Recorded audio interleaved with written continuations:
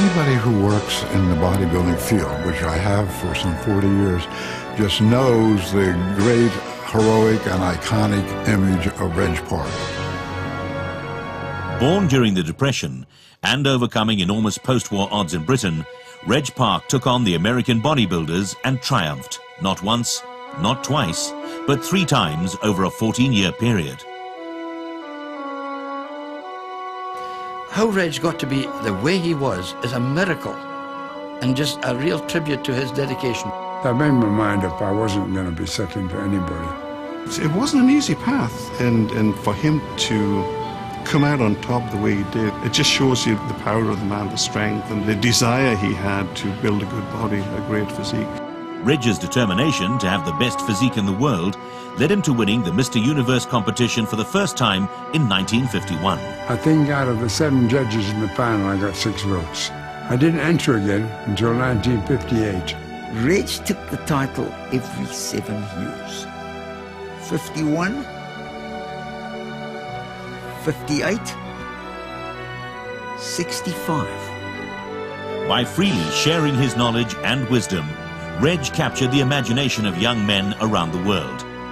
One young man in particular from Austria fell under his spell.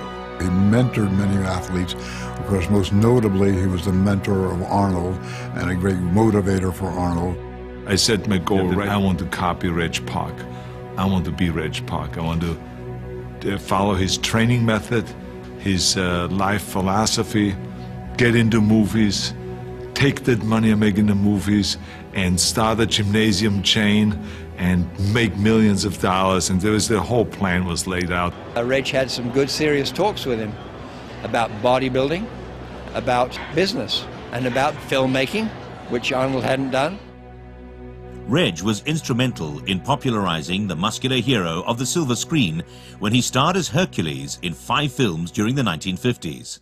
You couldn't meet Reg Park and not be affected.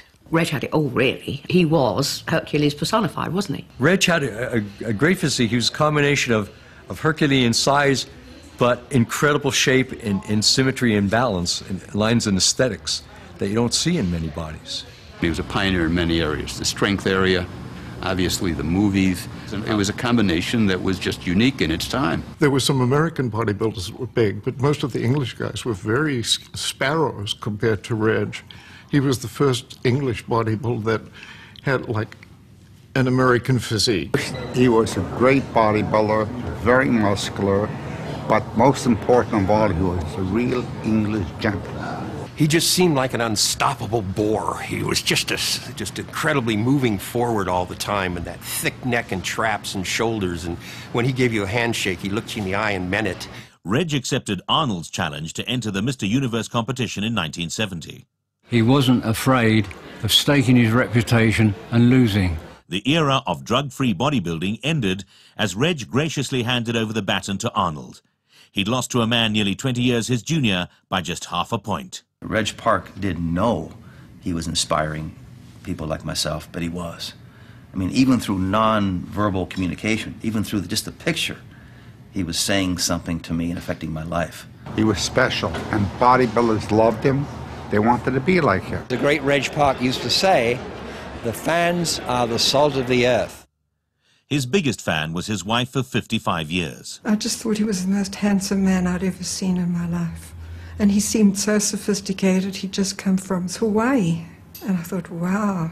We hit it off right away, we really did. When we discussed it later, Marion said, I knew that you're the man for me. And I said, well, I knew you're the woman for me.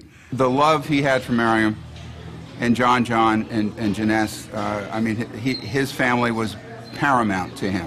And I really loved the family dynamic, you know, how affectionate he was with his children and how he treated his wife. There was just a wonderful love there. He was one of a kind. He had this charisma. He was very well spoken.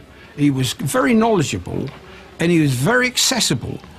He's the kind of man that would walk in a room behind you, not say a word, and you just knew he was there. He had a way and a manner that could let you know from across the room that he was displeased. We were sitting down, as we always do every year, and say, who should get the Lifetime Achievement Award? And I said, Reg Park.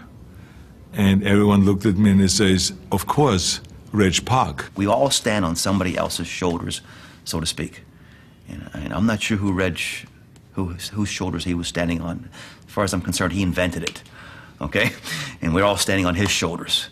Reg, I think, just thought everyone was created equal, and he wanted to treat people just as an equal. He was a guy that kind of glowed with life, and it was infectious. He had a knowledge and a wisdom that when Reg spoke, you would listen. It wouldn't penetrate your head, it would penetrate your heart. He's unique. There'll never be another Reg Park. There never will. And there won't.